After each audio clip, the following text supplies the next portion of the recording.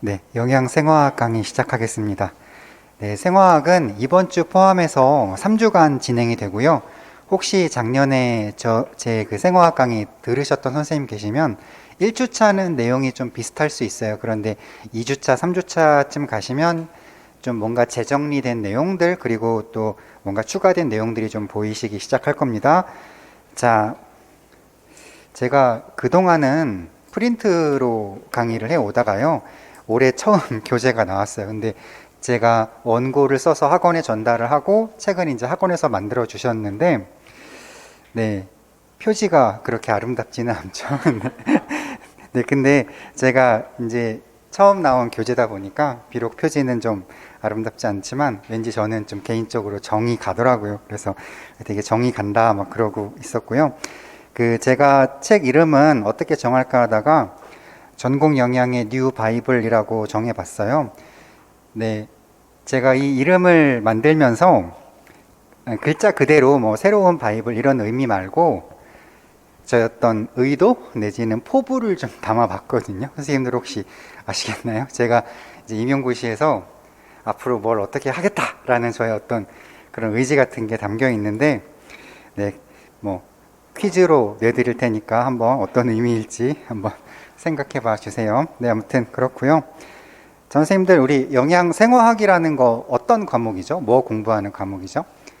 그 영양소의 대사에 대해서 공부하는 과목인데, 그러니까 예를 들어서 대사라는 거는 A 물질이 뭐 B로 바뀌고 B는 C로 바뀌고 C는 D로 바뀌고 이런 과정들에 대해서 공부하시는 거예요. 그런데 그 매 단계마다 A가 B로 바뀔 때에는 뭐 이게 산화인지 뭐 탈탄산인지 하는 그러한 어떤 반응의 종류도 배우셔야 되고, 이 반응에 관여하는 효소는 무엇인지, 뭐 조효소는 무엇인지, 무기질은 무엇인지 이런 것들에 대해서 공부를 하셔야 돼요. 그런데 이런 단계가 엄청 많을 거잖아요. 그러다 보니까 아주 암기할 게 엄청 많은 과목입니다. 선생님들 생화학 공부해 보신 분들 생화학 좀 되게 어렵고 힘들다 이제 이런 느낌 많이 받아 보셨을 텐데요. 자, 이렇게 암기할 게 많은 과목이다 보니까 이것을 그냥 단순하게 우리가 단순 암기로만 접근했을 때는 진짜 굉장히 좀 어렵고 재미도 없고 지루하고 그렇습니다. 그런데 선생님들 이 생화학을요, 어떤 이해로 접근을 하시게 되면 생각보다 쉬워요. 생각보다 쉽고 그 다음에 생각보다 또 재밌어요. 그래가지고 그 어떤 경우에는 진짜 이 생화학을 제대로 배우시고 나면 이 생화학의 재미에 푹 빠지셔가지고 우리 그 영양교사 시험 모든 과목 중에 생화학이 제일 재밌다 하실 정도로 이렇게 좀 흥미를 느끼시는 분들도 계시더라고요. 그래서 선생님들 저와 함께 이 생화학 재미에 한번 푹 빠져보시기 바랍니다. 자, 일단 그 뭐 우리 해당 과정이니 뭐니 뭐 TCA니 이런 거 들어가기 전에 기초 지식을 몇 개만 조금 점검하고 나가려고요. 자, 우리가 이제 너무 자연스럽게 사용하게 될 뭐 효소, 조효소, 보조인자 뭐 이런 뭐 기질 이런 말들에 대해서 좀 살펴보려고 하는데, 자, 선생님들 일단 기질이라는 것은 효소가 작용할 그 대상 물질이죠. 예를 들어서 A를 B로 전환한다고 하면은 그 A라는 물질, 이것이 이제 우리가 그 물질을 기질 이렇게 부를 수가 있어요. 자, 그리고 우리 효소라는 것은 그 A를 B로 전환시켜주는 과정에서 그 생화학 반응이 좀 더 빠르게 일어나게 도와주는 그러한 단백질로 되어 있는 것을 우리가 효소라고 부르게 되고요. 그 다음에 효소가 어떤 그런 반응을 촉진할 때 효소 혼자서 일을 하는 경우도 있지만 또 어쩔 때는 그 효소를 도와주는 조효소나 보조인자 같은 것을 필요로 할 때가 있어요. 근데 그 조효소라는 것은 어떤 거냐면 이 비타민 유도체입니다. 그러니까 비타민으로부터 비타민을 좀 가공해서 그런 조효소가 만들어지게 되고요. 그러니까 예를 들면 우리가 나중에 만나게 될 뭐 TPP, FAD, NAD, PLP 이런 것들을 조효소라고 하는 거고요. 그 다음에 또 이따금 어떤 반응이 진행될 때 무기질까지 필요한 경우가 있는데, 이러한 무기질의 경우에는 우리가 보조인자라고 보통 부르게 됩니다. 그래서 이러한 용어들 좀 알아두시고, 자, 그 다음에 네, 자, 선생님들 조금 전에 여기 보시면은 뭐 기질 특이성이 있다. 요거 보이시죠? 요거를 좀 설명드리려고 하는데 뭐 그냥 쉬운 말입니다. 어떤 효소가 특정 기질에만 작용한다 이런 말이에요. 그러니까 예를 들어서 어떤 효소가 어떤 물질을 이렇게 잘라주는 역할을 하는 효소가 있다라고 할 때 이러한 모양을 가진 기질 A에 대해서는 작용을 해서 이렇게 잘라줄 수 있지만 조금 다른 모양을 가진 다른 물질에 대해서는 서로 이렇게 작용이 안 된다, 뭐 반응하지 않고 자를 수 없다, 이제 이런 것을 나타내 주는 겁니다. 그래서 어떤 효소는 뭐 자르는 기능이 있는 효소라고 해서 아무 물질이 다 자르고 다니는 게 아니고 자기가 반응할 수 있는 그런 물질들이 정해져 있어요. 이런 것들을 효소가 기질 특이성이 있다라고 얘기하고요. 그 기질 특이성이 있다라는 말 바로 아래 보시면 뭐 반응 전후 효소는 변하지 않음이라는 거 있죠. 이것도 그냥 쉬운 말인데 반응 전이나 후나 효소한테는 아무 변화가 없다, 그냥 그런 얘기입니다. 지금 보시면 물질은 뭐 이렇게 잘라졌지만 뭐 기질 A는 이렇게 잘라졌죠. 그렇지만은 효소 자체는 뭐 반응 후나 반응 전이나 뭐 아무 모양의 어떤 그런 변화가 없다. 이제 이런 것을 그냥 상식적으로 알고 계시자라는 뜻이고, 자, 그 다음에 네, 선생님들 그 비타민은 조효소를 구성한다. 여기서 그 구성이라는 말에 지금 자료 보시면 밑줄이 좀 그어져 있으실 텐데요. 우리가 그 시험 보실 때 다 서술이기 때문에 서술을 하셔야 되잖아요. 그럴 때 조금 더 서술을 좀 세련되게, 좀 공부한 사람 같게 이렇게 서술하는 하실 때 이런 구성이라는 말을 좀 써보시면 좋은 것 같아요. 예를 들어서 우리 이럴 수 있거든요. 뭐 니아신, 비타민 B3는 우리가 왜 섭취해야 되는가라고 하면은 그거 뭐 비타민 B3 뭐 그거 뭐 조효소 NAD 뭐인데요. 이렇게 하다 보면은 약간 뭔가 그 사람이 그 니아신과 NAD, 그러니까 비타민 니아신과 조효소 NAD가 관련이 있다는 걸 알고 있는 거는 같지만 뭐 약간 얼버무리게 되면 이렇게 서술이 세련되지가 않잖아요. 그렇죠? 그래서 그럴 때 어떻게 하시냐면 니아신은 NAD를 구성하거든요. 이렇게 얘기를 하면 뭔가 이렇게 좀 서술이 세련되어지는 그런 느낌이에요. 자, 왜 구성이라는 말을 쓰냐면 선생님들, 자 보세요. 우리 방이 있고 집이 있어요. 그러면 우리가 방이 집보다는 좀 작은 개념이에요. 그렇죠? 근데 방에 뭐 부엌도 붙고 뭐 마루도 붙고 화장실도 붙어서 그런 것들이 모여서 집을 구성하게 되는 거죠. 그렇죠? 근데 비타민도 마찬가지예요. 우리가 비타민을 섭취하시잖아요. 그러면 이 비타민 그대로가 조효소가 되는 것은 아니고 비타민을 섭취하면 비타민을 이제 가공해요. 우리 몸에서 비타민이 들어오면 거기에 뭐 좀 붙이고 뭐 좀 붙이고 뭐 좀 붙여서 그걸로부터 조효소를 만들어내는 개념이거든요. 그래서 서술을 할 때 마치 방이 집을 구성하죠 라고 하는 것처럼 비타민은 조효소를 구성한다, 이런 느낌으로. 그래서 뭐 비타민 B6는 뭐 왜 섭취해야 돼? 그럼 비타민 B6는 PLP를 구성하거든요. 이런 식으로 얘기를 하면 굉장히 서술이 세련되어진다, 그런 말씀. 그 다음에 또 효소, 조효소, 보조인자 같은 거를 설명할 때는 뭐 A 물질이 B로 바뀔 때 뭐 그 어떤 효소가 필요해요, 뭐 이렇게 필요하다 이런 말도 괜찮지만, 이것도 괜찮지만 조금 더 세련되게 표현을 서술을 하실 때 관여한다라는 이런 단어가 굉장히 좀 서술이 매끄럽게 진행이 되더라고요. 그래서 어떤 화학 반응에 효소, 조효소, 보조인자를 설명하실 때 이 반응에는 이 조효소가 관여해요 라고 하면 굉장히 이렇게 서술이 좀 세련되어지는 그런 느낌이 있더라 라고 말씀드리고 싶고요. 그 다음에 그 아래 보시면 기질이라는 단어가 나왔죠. 자, 선생님들 이거 바탕이 되는 물질 아래에다가 자, 약간의 필기를 하실 건데요.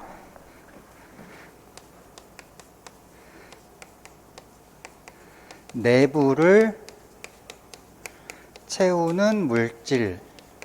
자, 내부를 채우는 물질, 그냥 뭐 또는 뭐 내부 정도라고, 이 정도로 약간 필기를 한번 해놔 보시고요. 자, 기질이 우리가 생화학 공부를 하시다 보면은 두 가지 의미로 쓰입니다. 하나는 아까 위에서 말씀드린 것처럼 어떤 그런 물질을 가리킬 때, 우리가 A 물질을 B로 바꿀 때 A 물질을 가리킬 때 이것은 효소의 작용의 대상이 되는 그런 기질이에요 하면서 그 A라는 물질을 부를 때 우리가 기질이라고 사용하는 경우가 있고요.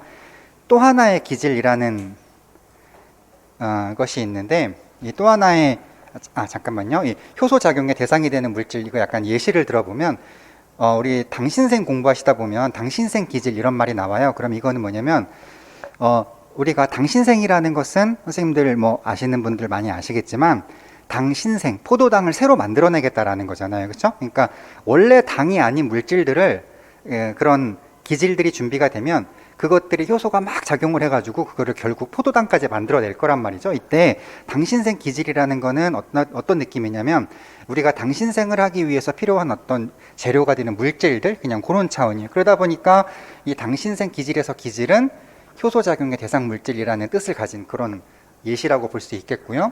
또 나중에, 지금은 좀 넘어갈 거지만 나중에 설명드릴 기질 수준 인산화라는 것에서 이 기질도 결국에는 그냥 어떤 물질 수준에서의 인산화다, 이런 느낌으로 알고 계시면 돼요. 이건 조금 나중에 자세히 설명드릴게요. 그 다음에 이제 두 번째, 뭐 바탕이 되는 물질 또는 지금 필기해 드린 것처럼 뭔가 내부를 채우는 물질 또는 뭐 내부, 이런 느낌의 기질이라는 게 있는데, 자, 이런 건 어떤 거냐면, 자, 선생님들 골기질 이런 말을 들으시잖아요. 그럼 이건 뭐냐면 우리 뼈가 있죠. 우리가 고급 영양학이겠네요. 거기서 칼슘을 공부하다 보면 칼슘 공부하실 때 뼈도 같이 공부하시게 되거든요. 그런데 그 뼈를 공부하시다가 골기질이라는 말이 나오면 그건 뭐냐면 골이 뼈잖아요.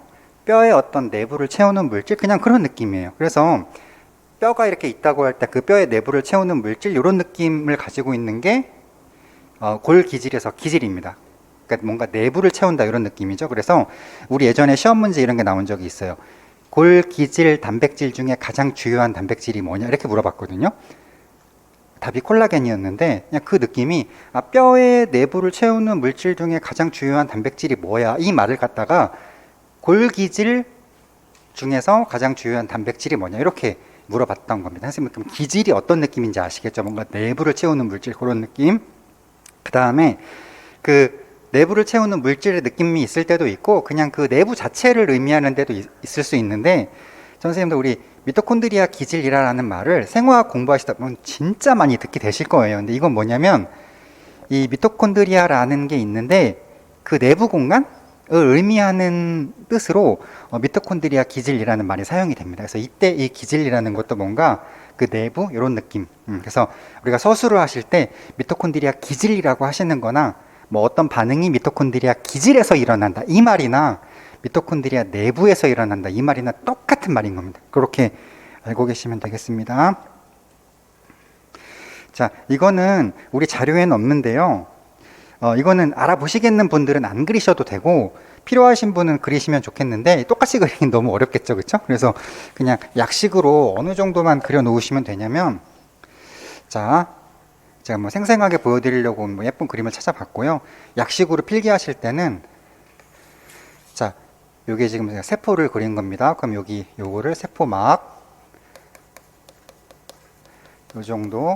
그 다음에 여기 있는 요 세포 안의 공간을 우리가 세포질이라고 해요. 그 다음에 다른 이렇게 있는 이런 것들을 세포 내 어떤 소기관이라고 해요. 다 세포 소기관이라고 하는데 다 그리실 필요는 없고 그냥 뭐 핵 정도만, 세포 소기관 중에 하나로 핵 정도만 그리시고, 그 다음에 지금 우리가 보고자 하는 미토콘드리아인데요. 미토콘드리아는 이런 식으로 한번 그려보세요. 뭔가 번데기 모양인데 막을 하나 그리시고 뭐 두 번째 그 안에다가 막을 한 개 더 그리셔야 돼요. 이런 식으로. 그래서 이 안에 있는 막은 미토콘드리아 내막이라고 필기를 하시고요. 밖에 있는 건 외막, 미토콘드리아 외막입니다. 그 다음에 이 막이 두 겹인 거죠. 그래서 막과 막의 이 사이에 있는 공간을 그냥 말 그대로 막 사이 공간이라고 필기하실 수 있겠고요. 네, 그 다음에 그럼 우리 미토콘드리아 기질이라는 게 어디가 될까요? 미토콘드리아 기질이라는 거, 여기 요 공간을 미토콘드리아 기질이라고 하게 돼요. 자, 이런 식으로 필기를 아시는 분들은 안 쓰셔도 되고요. 필기하실 분들은 요 정도로 그려 놓으시면 될 것 같습니다. 자, 이게 어떤 생화학 대사 반응들이 일어날 때요, 대체로 그 일어나는 장소가 세포질이라고 하는 여기이거나 여기이거나 아니면 미토콘드리아 내부 공간을 의미하는 미토콘드리아 기질 여기서 반응이 일어나거나 보통 그래요. 근데 이 생화학 문제 중에 단골 문제가 그 반응이 일어나는 장소를 물어볼 때가 있어요. 그래서 이게 세포질에서 일어나는 건지 아니면은 미토콘드리아 기질에서 일어나는 건지를 물어보는 문제들이 있거든요. 이게 단골 문제라서 제가 근데 그렇다고 해서 모든 대사 과정들에 대해서 낱낱이 이게 세포질인지 미토콘드리아 기질인지를 그렇게 구분까지 하실 정도는 아니고요. 제가 시험 문제에 나오는 것들은 이건 세포질이다, 이건 미토콘드리아 기질이다 계속 체크를 해드릴 거니까 앞으로 강의 들으시면서 제가 체크를 해드리는 것들에 대해서만 이제 그런 사항들을 챙겨보시면 되겠고요. 자, 세포 내에 있는 여러 가지 소기관들 중에서 우리가 뭐 고급 영양학이나 생화학 하면서 필요한 거는 미토콘드리아 정도고 핵은 어느 정도로만 기억하시면 되냐면 우리 DNA라고 하는 게 핵 안에 들어있어요. 그냥 그 정도만 이제 기억해 놓으시면 될 것 같고 나머지 소기관은 그렇게 특별히 필요는 없습니다. 자, 이런 것들을 네, 세포 내 소기관이라고 한다. 대표적인 게 미토콘드리아가 있다. 자, 이렇게 필기해 보시고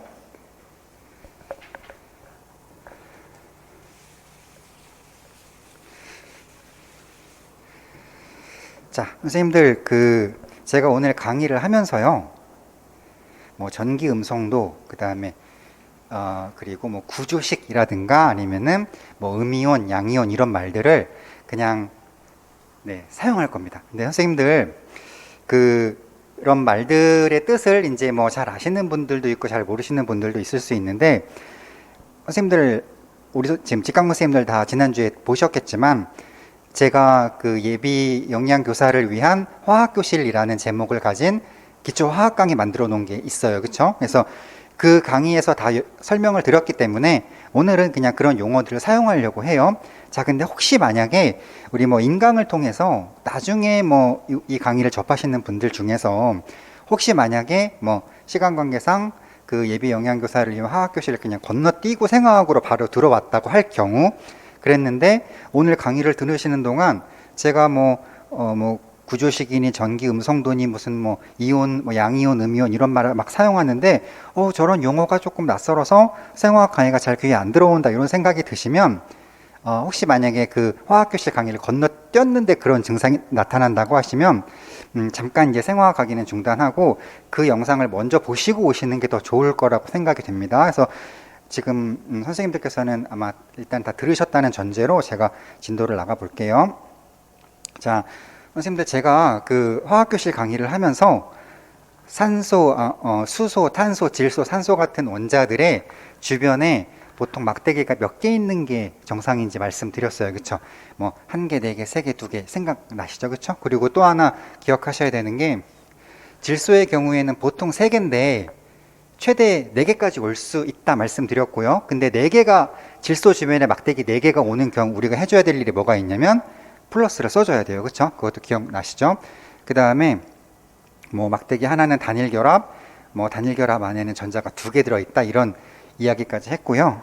자, 근데 이런 사항들을 왜 알아야 되냐면 자, 우리가 이제 앞으로 생화학 공부를 하시다 보면 선생님들 이런 식의 어떤 구조식 같은 걸 딱딱 알아봐야 돼요. 그랬을 때 이 탄소 주변에 막대기 몇 개인 게 자연스러운 건지 이런 것들을 알아야 이 그림이 눈에 확확 들어오거든요. 근데 그리고 또 뭐 제가 막 필기를 할 때 막 이렇게 NH3라고 쓰는데 이게 왜 3이지? 뭐 또 제가 또 어떤 경우는 막 이렇게 하면서 막 이렇게 쓰는데 이게 왜 2지? 이제 이런 것 때문에 잠깐 멈칫멈칫하시면 강의를 따라오기 힘드시기 때문에 그래서 이런 것들을 빨리빨리 이해하실 수 있도록 그 화학교실 강의가 이제 필요한 겁니다. 자, 그리고 선생님들 뭐 이런 것도 다 설명드렸죠. 이것을 구조식을 쓸 때 히드록시기를 이렇게 OH라고 할 수도 있고 뭐 아니면은 이렇게 해서 여기다가 막대기를 그려 놓을 수도 있는데 뭐 막대기 정도 뭐 단일 결합 같은 경우에는 뭐 이중 결합을 생략하기는 좀 그렇지만 단일 결합 같은 경우는 생략하고 그냥 이렇게 쓰기도 하고 이렇게 쓰기도 하고 다 마찬가지 그림이다. 우리 이런 것도 다 이제 공부를 하고 왔어요. 자, 되셨고 자, 그리고 네. 자, 이것도 좀 점검해 보죠. 선생님들, 수소는 원래 최외곽 전자라고 하는 전자를 하나 가지고 있죠. 근데 그 수소가 그 하나의 전자를 잃어버리는 경우에 우리는 이것을 H 플러스라고 표기해주고 수소 이온이라고 한다라는 것까지 공부하셨죠, 그렇죠? 근데 이게 보통 수소가 전자를 잃어버리게 되고 H 플러스가 되기 때문에 우리가 굳이 양이온인지 음이온인지 표시 잘 안 하고 그냥 수소 이온이라고만 말을 해도 화학 공부하는 사람끼리는 우리가 H 플러스를 의미하고 있다는 걸 다 안다 이렇게 말씀드렸죠. 근데 제가 오늘은 굳이 양자를 좀 써놓은 게 선생님들 일반적으로는 수소 이온이라고만 말해도 H 플러스로 다 통해요. 다 통해요.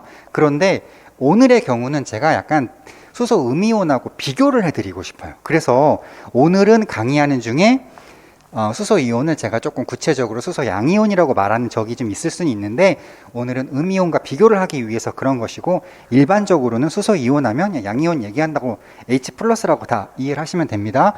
자, 그러면 선생님들 지난주에 우리 수소 음이온이라는 건 공부를 안 했었죠, 그렇죠? 그래서 이거에 대한 설명을 좀 드려야 되는데 어렵진 않습니다. 자, 원래는 전자가 하나인데 이 하나를 잃어버린 경우에 H 플러스가 되는 거잖아요, 그렇죠? 근데 그럼 수소 음이온의 정체는 뭐냐면 수소가 전자를 하나를 가지고 있었었는데 어딘가에서 전자가 하나가 더 들어온 거예요. 그러면 전자가 지금 하나가 초과되어 버리는 거잖아요. 그래서 얘가 전기적으로 마이너스를 띠게 돼서 이제 H 마이너스가 되고 이것을 우리가 수소 음이온이라고 부를 수가 있는 겁니다. 그래서 수소 양이온은 원래 하나 갖고 있던 걸 잃어버리네, 그런 이온. 수소 음이온은 원래 하나였는데 어디선가 하나를 더 가지고 온 이온, 이렇게 이해를 하시면 되겠고요. 자, 이것도 한번 필기 들어갑니다. 자, 이 X는 미지수 같은 건데요. 탄소일 수도 있고 산소일 수도 있고 뭐든 상관없다 해가지고 제가 그냥 X로 한번 표시를 해봤어요. 이 다른 어떤 X라는 것하고 수소가 지금 연결되어 있는 모습을 그림으로 그린 건데요. 자, 이 막대기는 이렇게 전자 두 개를 의미한다라는 것까지 공부하셨죠?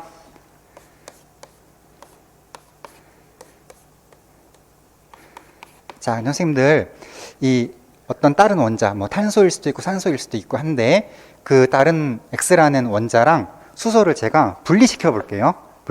분리시킬 겁니다. 이때 자, 이렇게 분리를 시키게 되면 수소가 전자를 다 놔두고 원래 사실은 이 둘 중에 하나는 수소 거였다고 볼 수도 있는 상황인데 제가 여기서 분리를 시켜버리면 수소가 전자를 하나도 가지지 못한 채 쫓겨나는 꼴이 되겠죠. 이러한 결과로 만들어진 이온은 수소 무슨 이온일까요? 수소 양이온이 H 플러스 이온이 만들어지게 되는 거고요. 자, 그럼 우리가 수소 음이온이라는 것은 어떤 상황에서 생성될 수 있을까요? 이 결합이 그 X라는 원자랑 수소의 결합이 이렇게 여기서 끊어지는 경우에 이때는 수소가 이 전자 두 개를 다 가지고 방출되게 될 거잖아요. 이럴 때 이러한 결과로 생성되는 것이 이러한 결과로 생성되는 것이 수소 음이온이고 이러한 결과로 생성되는 것이 수소 양이온이다. 이제 이런 느낌으로 알고 계시면 되겠네요. 자, 선생님들, 그런데 이것도 한번 제가 여쭤볼게요. 우리가 자연계에서 아주 흔하게 접할 수 있는 게 이걸까요? 이게 훨씬 흔하겠죠. 그 이유도 좀 아시겠나요?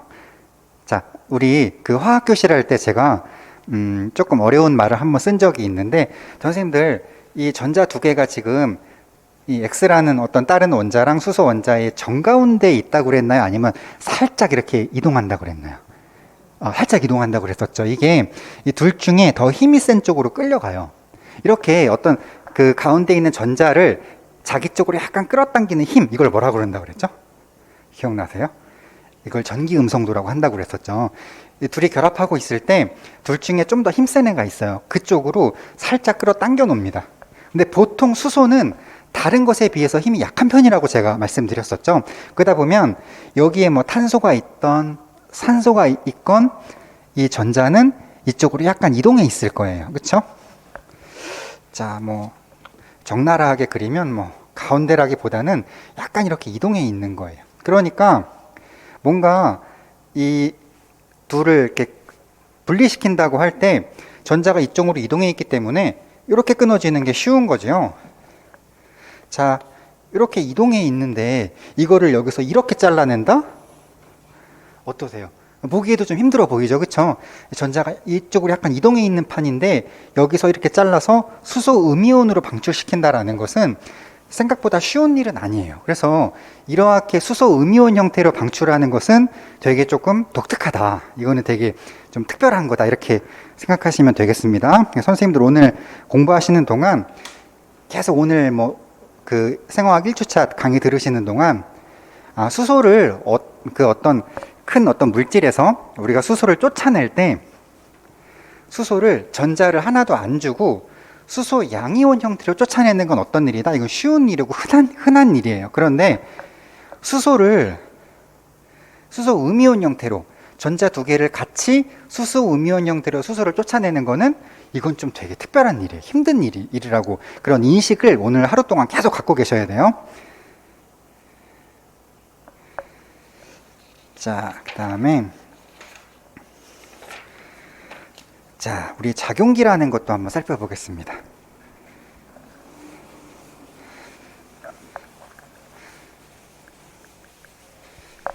제가 표를 이렇게 화면에다가 띄우다 보면 보통 표는 좀 글씨가 작게 들어가더라고요. 그래서 지금 혹시 이 화면에 잘 안 보이시면 우리 자료 보시면서 같이 강의 들어주시기 바라고요. 자, 선생님들 작용기라고 하면은 보통 우리가 기라는 것은 영어의 그룹이 한국말로 번역했을 때 기로 번역이 되거든요. 그래서 작용기가 원래는 영어로 펑셔널 그룹이라는 건데 뭐 어떤 작용을 할 수 있는 그룹? 그냥 그런 느낌이어서 그룹은 또 뭐가 그룹이냐? 보면은 이렇게 OH가 모여 있죠. COH 뭐 3개, 그 다음에 원자 4개 뭐 이렇게 약간 여러 개의 원자가 모여 있다 해가지고 그냥 이 원자 그룹? 그냥 그래가지고 그냥 그런 그룹의 느낌을 살리기 위해서 영어로 펑셔널 그룹이라고 했고 한국말로는 작용기 해서 우리가 뭐 히드록시 기라고 하면 이게 지금 뭐 O랑 H랑 모여 있는 그룹 이런 느낌. 그 다음에 뭐 알데히드 기라고 하면은 C랑 O랑 H랑 모여 있는 그룹. 그냥 이런 느낌으로 기라는 말을 사용해요. 기는 그룹 느낌이고요. 다음 선생님들 그 다음에 이 OH가 히드록시 기다.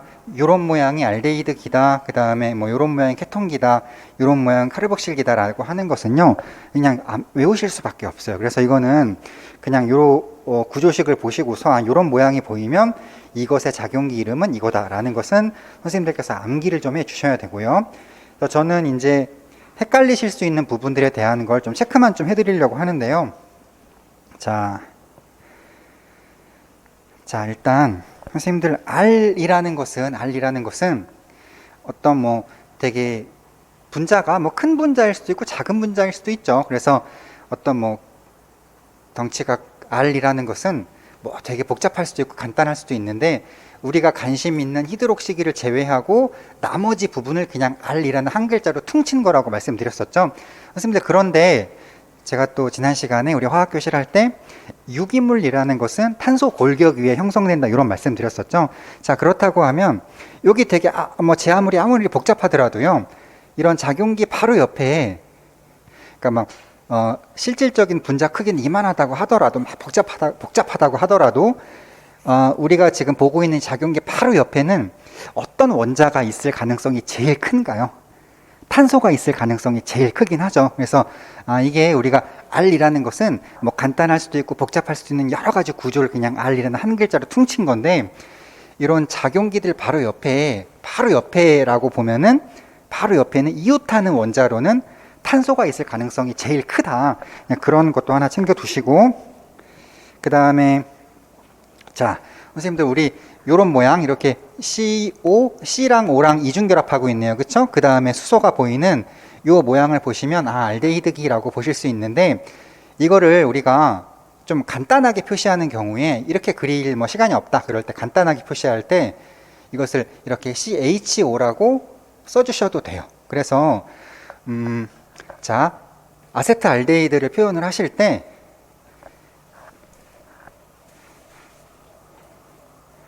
자, CH3COH 이렇게 좀 구체적으로 구조식을 그려주셔도 되고 아니면 이렇게 그냥 간단하게 쓰실 수도 있다. 그냥 이런 말이에요. 근데 여기서 정말 하나 조심하셔야 될 거는요. 선생님들 이거를 우리가 이런 막대기 표시 안 하고 COH라고 할 수도 있고 CHO라고 할 수도 있겠죠. 근데 COH라고는 절대 쓰시면 안 돼요. 알데히드를 간단하게 쓰더라도 COH는 안 됩니다. 왜냐면은 COH라고 해버리면 사람들이 이걸 봤을 때 이거를 알코올 히드록식이라고 착각할 우려가 있어서요. 이렇게 쓰지 않아요. 알데히드를 표현을 할 때는 COH라고 하지 않고 CHO라고 한다. 그래서 아무리 간단하게 표시하더라도 아세트알데히드를 쓸 때 이렇게 CH3, COH 이렇게 해버리면 이건 아세트알데히드가 아니에요. 그래서 알데히드 간단하게 표시하실 때 착각하시면 안 된다라는 거 하나 알려드리고, 그 다음에 우리 뭐 카르복실기는 간단하게 하면 이렇게도 표시할 수가 있고요. 자, 그 다음에 네, 선생님들 뭐 그 책 가지고 계신 책들 보시면 어디는 뭐 카르복실기, 어디는 카르복시기 막 이렇게, 그건 이제 어차피 영어를 발음하는 거에 따른 차이인 거니까 뭐 어떤 뭐 카르복실기, 뭐 어디는 또 카복실기 막 이런데요. 그런 거 다 똑같은 얘기니까 그런 것 때문에 뭐 서로 다른 건가 이렇게 고민하실 필요는 없으세요. 이제 그 영어를 발음하는 차이에 의해서 살짝 발음 차이가 나는 거는 우리 시험에서 전혀 상관이 없다. 상관이 없고, 그다음에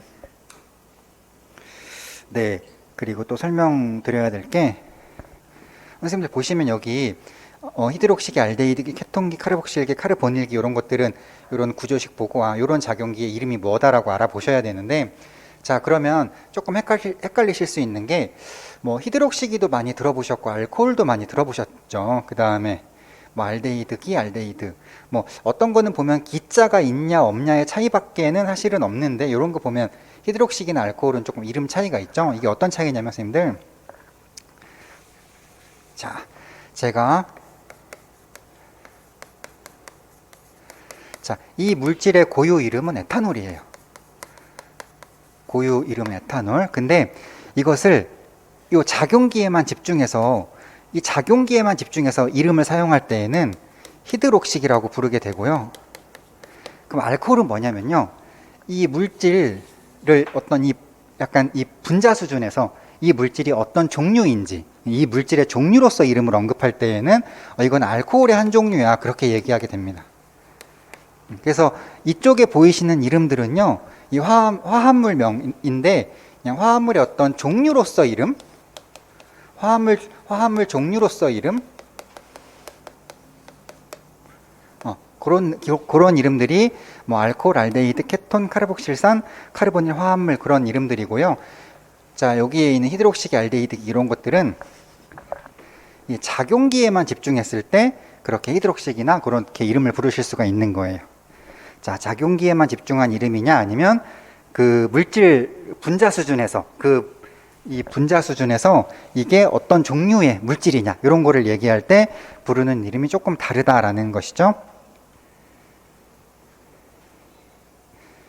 자, 근데 선생님들 이런 거 본 것 같아요. 저도 뭐 인터넷에서 검색하거나 하다 보면 사실은 히드록시기라는 거랑 알코올이라는 거 원래 구분하는 게 맞거든요, 정식으로는. 그래서 작용기를 부를 땐 히드록시기, 그 다음에 이 분자 수준에서, 이 물질 수준에서 어떤 종류냐 그러면 이 화합물은 알코올 종류지라고 얘기할 때는 그런 알코올 이런 말을 사용하셔야 되는데, 선생님들 혹시 뭐 알코올기 이런 말도 좀 들어보셨죠? 저도 그 뭐 인터넷 검색하거나 하다 보면 사람들이 조금 이제 원래는 좀 잘못된 거긴 한데 워낙 널리 퍼져 있는, 그래서 우리 시험에서도 알코올기라고 한다고 해서 틀리게 할 것 같지는 않아요. 그렇지만 그래도 원칙적으로 뭐 지킬 건 지켜주자, 그냥 그런 생각이 들고, 만약에 혹시나 시험 보시다가 막 히드록식이 생각 안 나면 그냥 이렇게 OH기 이렇게 써도 그냥 상관없어요. 그냥 OH기는 어쩌저쩌고 이렇게 써도 상관없고.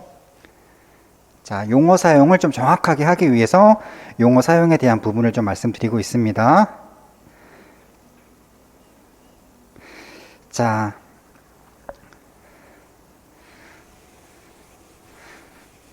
선생님들 제가 뭐 예시도 쭉 적어 드렸는데요. 오늘 이 예시 다 외우세요 이런 건 아니에요. 앞으로 우리가 계속 강의하다 보면 계속 만나게 될 그런 물질들이어 가지고요. 뭐 오늘 다 외우실 필요는 없고요. 한번 오늘 그냥 구경만 한번 해보죠. 자, 알코올이라는 종류의 예시로 들 수 있는 그런 물질들이 뭐가 있나 봤더니 뭐 에탄올, 콜레스테롤, 피톨, 레티놀, 글리세롤 이런 것들이 있네요. 참 신기하게도 이름에 다 뭐 올, 롤 이런 걸 가지고 있네요. 그렇죠? 그래서 앞으로 이름에 그런 게 들어갔으면 얘 알코올 종류인가 보다. 이 분자 안에 히드록시 갖고 있나 보다. 그런 느낌들 좀 받으시면 되고요. 자, 알데히드의 예시를 들어보니까 아세트알데히드, 레티날, 글리세르알데히드 같은 이름들을 앞으로 만나시게 된대요. 보니까 이름에 알데히드가 들어있거나 날 이런 게 들어가 있네요. 그렇죠? 이런 거 보시면 아, 얘는 알데히드 종류인가 보다. 작용기로는 알데히드 기를 가지고 있나 보다. 그런 생각하시고, 그 다음에 뭐 케톤 종류는 톤자를 좀 많이 가지고 있어요. 그 다음에 그 화합물 종류로서 우리가 카르복실산이라는 종류에 해당하는 물질들을 보면은요, 어떤 산이라는 글자를 가지고 있어요. 그래서 지방산에서 산도 사실은 이러한 카복실기를 갖고 있다는 걸 의미해 주고요. 뭐 글리세르산, 레티노산, 아세트산 다 보시면 이것들을 화합물 종류로서 카르복실산의 일종이라고 하는데 작용기 차원에서 봤을 때는 카르복실기라는 이러한 작용기를 이 분자 내부에 다 포함하고 있다. 그런 식으로 보실 수가 있겠습니다. 그 다음에 요 3페이지에서 이제 하나 더 설명해 드릴게. 자, 여기 보이시는 케톤기랑 카르보닐기의 차이에 대해 설명드리려고 하는데요. 자, 선생님들 우리 카르보닐기라는 이 카르보닐기랑 케톤기를 비교해 보시면 뭔가 되게 비슷하게 생겼죠. 그렇죠? 둘 다 탄소, 산소가 이중결합을 하고 있어요. 그래서 뭐 비슷한 건가 뭐가 다르지 하실 수 있는데, 자, 카르보닐기라는 거는 언제 사용하는 용어냐면 탄소랑 산소가 이중결합을 하고 있다는 건 확인이 되는데 이 주변에 뭐가 있는지 모를 때, 또는 뭐가 있어도 상관없다고 해서 좀 큰 개념으로 사용하고 싶을 때는 카르보닐기라는 말을 사용하실 수가 있어요. 자, 그런데 제가 이웃하는 원자로 보통 이 R 쪽에 R이라는 부분에 바로 이웃하는 원자로는 탄소가 있는 경우가 제일 많다라고 말씀드렸기 때문에, 자, 이 옆에 탄소가 있고 탄소, 그 다음에 탄소는 일단 하나씩 있다고 제가 가정을 하고요. 그 다음에 뭐 왼쪽 오른쪽에 바뀌어도 상관은 없지만 제가 왼쪽에 탄소를 한번 그려봤어요. 이쪽에 제가 수소를 그렸어요. 그러면 아까 카르보닐기였는데 왼쪽 오른쪽을 확인해 보니 한쪽에 탄소 한쪽에는 수소가 있어요. 그러면 아까 카르보닐기라고 했던 것이 왼쪽 오른쪽을 확인하고 나니까 결국 뭐였던 셈인가요? 알데히드기였던 것이네요. 그렇죠? 자, 그리고 여기 카르보닐기가 보이는데요. 왼쪽 오른쪽을 확인했더니 둘 다 탄소야. 그럼 우리가 좀 더 구체적으로 너 알고 보니까 케톤기였구나 이렇게 불러주실 수가 있는 거겠죠. 그렇죠? 그 다음에 자, 카르보닐기가 있었는데 왼쪽에 탄소, 오른쪽을 보니까 이렇게 생겼어요.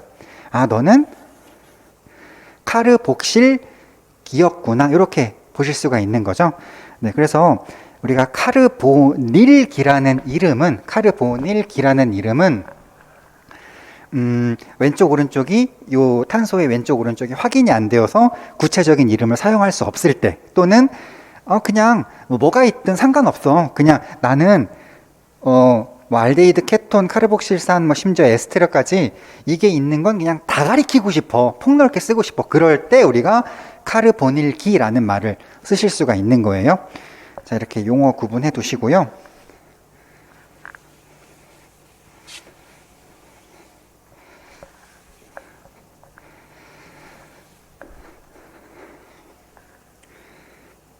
자, 그 다음에 작용기의 이온화 요거 정도 점검해 보시면, 여기까지 하면은 기초 뭐 개념들은 거의 정리가 되는 것 같아요. 자, 선생님들 방금 보셨던 그 여러 개의 작용기들 중에서 우리가 이온화를 염두에 둬야 되는 게 두 개가 있어요.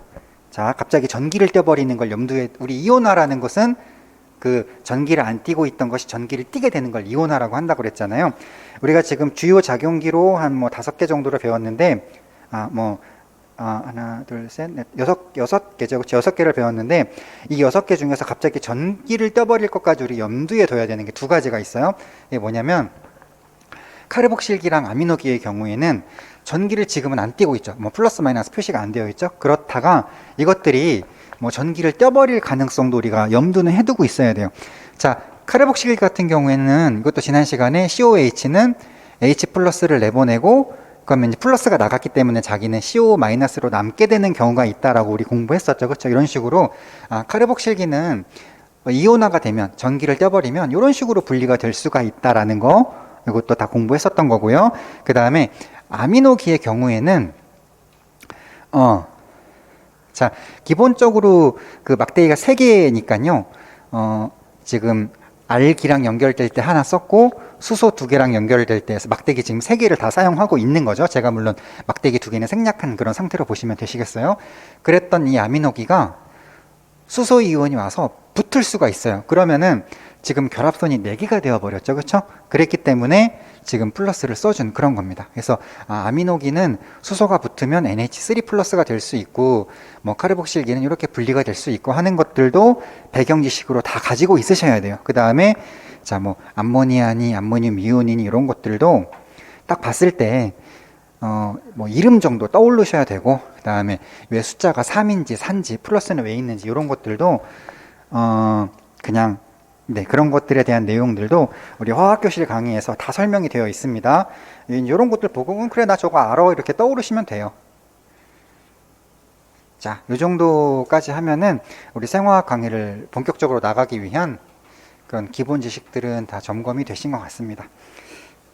자, 선생님들 우리 생화학을 저는 조금 이제 뭐 다른 강의 혹시 들어보셨다고 하면 그런 강의들하고 저는 조금 다르게 나가요. 뭐냐면 아마 우리 생화학 강의를 시작하면 아마 첫날 배우시는 게 해당 과정 해가지고 갑자기 뭐 포도당이 포도당 6 인산으로 바뀌는데 막 하면서 효소는 뭐는 막 이렇게 팍 나올 거예요. 그 다음에 그 다음 단계는 뭐 어떻게 되는데 그때 필요한 효소는 뭐는 팍 나올 거예요. 근데 저는 그런 어떤 강의 방식이 우리 그 학생들에게 굉장히 생화학을 어렵게 만든다라고 생각을 해요. 왜냐면은 이런 해당 과정이나 TCA나 베타산화나 요소회로 같은 것들은요, 그 단계를 구성하고 있는 것들이 뭐 예를 들어 뭐 산화, 인산화, 탈탄산, 이성질화 이런 것들이 조합이 되어서 그러니까 예를 들어서 뭐 이런 것들 중에 몇 개가 조합되어서 해당 과정을 이루고 있고 이런 것들 중에 몇 개가 조합되어서 TCA를 이루고 이런 것들 중에 몇 개가 조합되어서 베타산화를 이루고 그런 거거든요.